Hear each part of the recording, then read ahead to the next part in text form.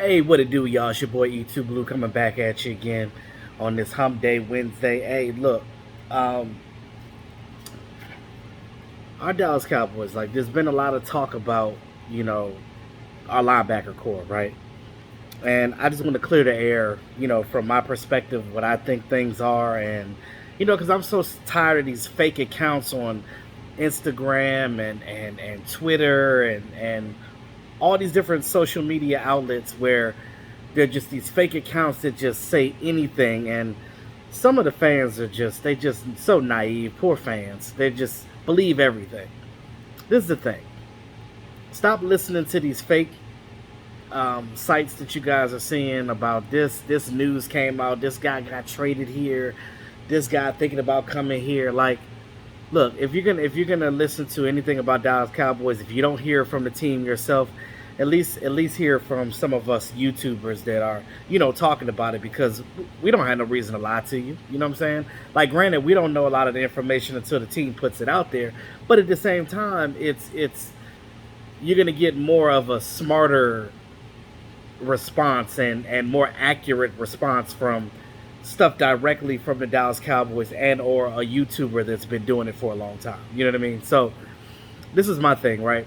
Everybody's talking about the whole Jaylon Smith and Leighton Vander Esch being traded and things of that nature, and oh, they were going to be traded via the draft, or this and that nature. So this is the thing, and this is what my take on it, right? Jaylon and Vander Esch ain't going nowhere. Sometimes you guys got to read between the lines and just look at what the team is doing. Now, me personally, I haven't heard the Dallas Cowboys themselves, the actual brass of this team, saying we want to trade Jaylon or we want to trade Leighton Vander Esch. Now, have they gotten phone calls from either one of them or both of them? Yes. There have been teams that look at Leighton and look at Jaylon and think that they're better linebackers than our fan base thinks that they are. We know that both Jaylon and Leighton, more Jaylon than Leighton anyway, have been getting their asses chewed out by this fan base, and even guys that work for the team, like Jeff Kavanaugh. Shout out to them. All the hard work that they do. Shout out to them, and I love them to death. But everybody has their opinions on what they think. Jeff Kavanaugh might not like. I don't know if he does or not, but when I'm just saying, like, some of the guys may have said that even work for the team or work around the team had their opinions about Jaylon and Leighton Vander Esch. But me, I think a little differently. You know what I'm saying? Because I look at Jaylon, I understand how he came in, right? He was redshirted his first year. He didn't play his first season, right? We knew that when we drafted him. We knew that he had that drop foot issue from the injury that he had in the bowl game before he was drafted to the Dallas Cowboys. They drafted him knowing this information. They knew the medical doctor that did his surgery originally on there, and they said that this was going to be the downfall. Now, had Jaylon Smith not had that injury, he wouldn't have had to deal with the drop foot, and he would have probably been an even better linebacker than we've seen. But we know that drop foot. We know that. But we've had defensive coordinators, Mike Nolan, that's come in here and not utilized him in the right way. Now, granted, his first year he played pretty good. Now, granted, him playing out of position and chasing players and not being in the right position, yeah, that's not good for a linebacker, but he does have a lot of tackles. You got to give him his credit. He did play good the first year he did play. And again, that was under Marinelli. Marinelli's scheme is similar to what we have with Dan Quinn. So it's a smart idea to understand that he might actually play better this year. So give him the opportunity to do that. Under a defensive coordinator like Dan Quinn and knows what he's doing, that's going back to the 4-3 or the type of nickel defense that Jaylon Smith strives in, and that he's already knows that he can play in, that he's comfortable in. Mike Nolan came in here changing him and Leighton Vander Esch's position and moving them around and playing them to basically make them look stupid. So this is the thing. Like, I withhold some of my judgment about Jalen right now because of that reason, because I see these things, and I'm not making excuses for any player. I don't know Jalen personally. Now, only thing that I could knock him on is I think he needs to be more serious about football. I feel like he's more into his business, and I understand players have businesses and stuff like that. The whole clear eye view thing, that's cool in the off season, but when you're in the season, you need to be focused on the team. Period. You know what I'm saying? That's the only thing I can really knock Jalen on. But, knowing that he has that drop foot issue, knowing that he's not a guy that's going to be able to cut fast like that, you're not going to put him in coverage too much because you understand that he's going to get burnt. So, sideline to sideline hybrid type of linebackers, that is the majority of the linebackers on this team. A lot of people say that, oh, well, let's get rid of Jaylon and or Leighton Vander Esch because we have a lot of linebackers on this team. Yes, we're stocked with linebackers right now, but who said that was a bad thing? Because look at it like this. It's one of those things where it's like, if it ain't broke, don't fix it. I feel like when you come into a team, and by me being, playing organized sports myself in the past, understand that like when you have a full roster at a certain position, it's not like linebackers. Like linebackers, not like running back, right? So a running back, you can have two running backs for the season and be good because you're only really using one at a time, unless you're running an I formation or you're doing screens or things of that nature where you have both guys in the game. That's different. Now, when you're playing linebacker, there's many different coverages that you can utilize where you have these guys where you can have two linebackers here, three linebackers there. But we know that the Cowboys, the way that they play the nickel and dime, they're more than likely going to have only two linebackers in at the same time for the majority of the time. But that's not to say that they can have all three at a time. They can switch some looks up. They can take one of those D linemen out and have a third linebacker, and who knows? Or you could take a safety off the field and have a third linebacker. They can go either way. So they can have a 3-4 look or a 4-3 look. So the way this defense is, and Dan Quinn said it, he's going to switch things up on defense. So it's not going to be a traditional 4-3. It's going to be them just running different modes of a 4-3. Just put it that way.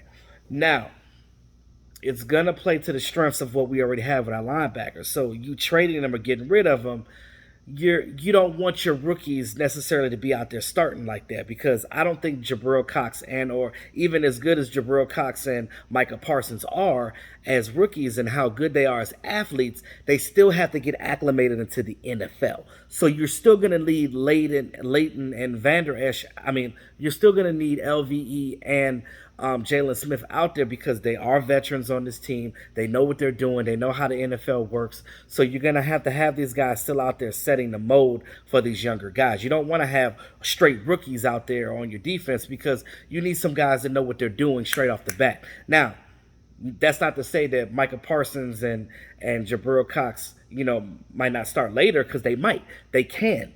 But right off the bat, you don't want these guys out here and just throwing them out there to the wolves. We've seen what that's like with Trayvon Diggs.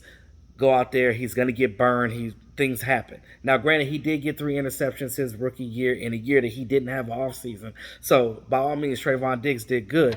I'm not knocking Trayvon for anything. I like Trayvon. I think he's awesome. I think he's going to be even better than he was before. And this is talking without having a damn offseason last year for him. So, him having this offseason now is going to make him better his second year. But as far as the linebackers go, you can't never have too many, in my opinion. That's just how I feel. So these guys need to stay. Now, you look at Leighton Vander Esch being in his last year of his contract. Now, if a team fields you a call and they offer you a deal for Leighton that's too good to be true, then okay, then you can let him go. But I'm not shopping him around because you're more than likely going to need him. Or maybe if one of him or Jalen get injured again, you still have other linebackers to help out. So you still need that depth. You understand what I'm saying? So that depth is important. So that's why I say let him play out his last year of his contract, because I don't really think a team is really going to be. I mean, I know they've been getting fielded calls, but I look at it like this. What team is really going to want him in his last year of his contract to eat that? I think it's what, 9. See, this is the thing. And people say, oh, E2, the Cowboys didn't sign his 5th-year option, so maybe they don't want him. That's not necessarily true. The reason why they declined his 5th-year option is mainly because of the simple fact that he's injury prone. You know, he has that neck issue. So they're gonna let him play out his last year of his contract. Let him see how he plays. If he plays this year good and injury free, then I'm sure that they can sign him to a contract next year that's gonna be incentive and team friendly to the Cowboys. And we know that this TV contract is coming, so the salary cap is going to blow up next year, especially with fans being allowed in the stadium this year. So they're going to make that bread this coming season, especially with the extra game that we have this year. So look at that. Another thing is too, look at Leighton Vander Esch. Like I said, he's in his last year of his contract. Just let him play it out. If he plays well, cool. They can re-sign him. If he gets injured, now you know that after this year, he's going to be gone.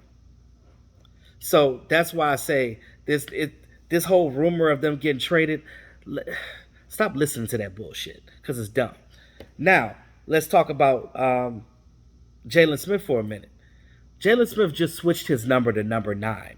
The Dallas Cowboys allowed him to switch his number to number 9. Why in the hell would they trade him? If they wanted to trade him, think about it. It's common sense. Why would they trade him if they allowed him to have Tony Romo's old number? That means that they plan on having him for the foreseeable future. Think about it. If they didn't want, if they thought about trading Jaylon, don't you think they would have let him keep the number 54? They'd have gave him an excuse like Jerry would have been like, well, you know, we value Tony Romo, and I don't think we want to give that number out right now. So you're just gonna have to stay this year with number 54. We'll think about the number change for next season. They could have hit him with that. And then he would have had no choice but to stay with number 54. And if that was the case, then you could have had a point to say that, okay, well, maybe they could trade him. But if they allowed him to have Tony Romo's number, obviously they value Jaylon. Obviously, they still want him on this team if they're going to allow him to have the number 9. Think about that. So sometimes you just got to think outside the box, read in between the lines, because that doesn't make sense. Why would they give him number 9 if they're just going to trade him? That makes absolutely no sense. Because you traded the number, you spent 6 figures to buy out the rest of your numbers to go to a number just to get traded. First of all, that would be fucked up on the Cowboys' part to even do that to him after allowing him to change the number, and it would just be stupid for him because now you just wasted 6 figs. Even though he's got it. Still, you don't want to give money back to the NFL. Barry Church said it himself. Why the hell would I give back money when, as a defensive player, they're trying to fine you for anything? So why would I give my hard-earned ducats back to the NFL? So look at it like that. Sometimes you guys just got to think outside the box on it. So that's why I'm glad I'm here to give you that, so you can take these nuggets and use what I say. And when motherfuckers come at you with bullshit, you can say, oh, E2 said that. Yeah.